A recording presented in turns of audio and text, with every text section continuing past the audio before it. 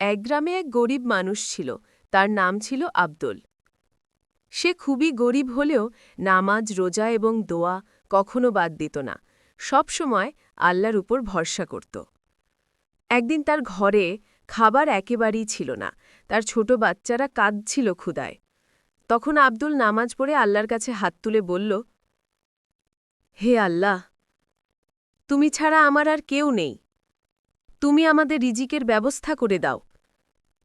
কিছুক্ষণ পরে হঠাৎ গ্রামের এক ধনী মানুষ তার ঘরে এসে বলল, ভাই, আমি আমার জমি থেকে ফসল তুলেছি। তোমার কথা মনে পড়ল, তুমি এগুলো গ্রহণ করো। আব্দুল কান্নায় ভেঙে পড়ল। সে বুঝল, যে আল্লাহর উপর ভরসা রাখে, আল্লাহ তাকে কখনো অভুক্ত রাখেন না। শিক্ষণীয় বিষয়: সবসময় নামাজ কায়েম করতে হবে। আল্লাহর উপর ভরসা রাখলে তিনি সাহায্য করেন।